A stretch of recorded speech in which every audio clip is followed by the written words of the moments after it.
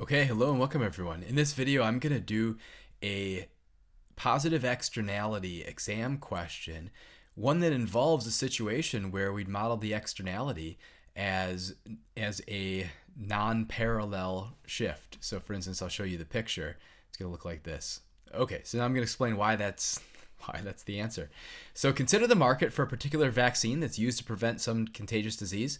Assume for simplicity, consuming the vaccine will fully protect the recipient from catching the disease, will also fully prevent the individual from spreading the disease to other unvaccinated people when they come into contact. What happens to the marginal external benefit from vaccinations as more and more individuals get vaccinated? Does it get larger or smaller? Use a supply and demand graph to illustrate the market for vaccines. Be sure to label the axes and all relevant curves, drawn properly using the information from the problem. Clearly label the equilibrium price and quantity that would occur in the private market as well as the socially optimal price and quantity.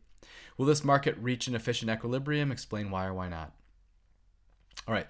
First, what happens to the marginal external benefit from vaccinations as more and more individuals get vaccinated? Does it get larger or smaller?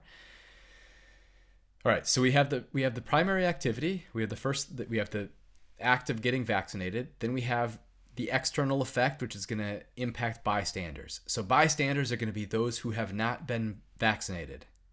The external effect is going to be the protection from the vaccinated person who's not going to be contagious or spreading the disease. Okay, well, as more and more people become vaccinated, there's fewer and fewer bystanders, fewer people who are going to be benefiting from this positive externality. So the marginal external benefit is going to get smaller as more and more people are vaccinated. So my comment, it gets smaller. The benefit externality is only received by individuals who remain unvaccinated. When the last person gets vaccinated, they're not providing any additional benefit to anyone else, those who are already vaccinated.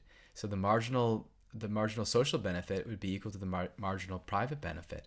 The idea is like for the last person becomes vaccinated, now there's no longer any bystanders, so there can be no externality. Externalities require bystanders. Now I'll draw the graph. Here's the picture. So we have the marginal cost, it'd be like the social marginal cost. Here's the marginal private benefit, marginal social benefit, right? The marginal private benefit is going to capture the benefit to individuals for being vaccinated. The social benefit is going to include also the external effect, the benefit to others. Now here's the quantity. Here's the price.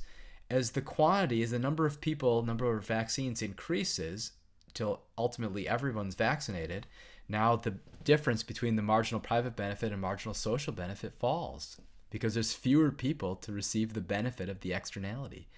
Once everybody's vaccinated, there's no more bystanders. At the first part, when very few people are vaccinated, now there's this relatively large positive externality, and it gets smaller. So we have to draw this sort of V-shape marginal private benefit and marginal social benefit curve. All right, so what happens in equilibrium?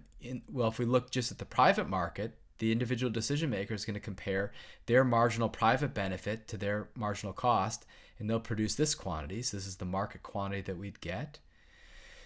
What about the socially efficient level? That's going to compare the marginal cost to the marginal social benefit. The socially efficient level is going to be way out here.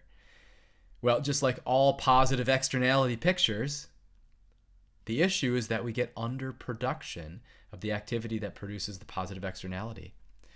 And that's because the individual decision makers aren't paying attention to this larger external benefit by and large.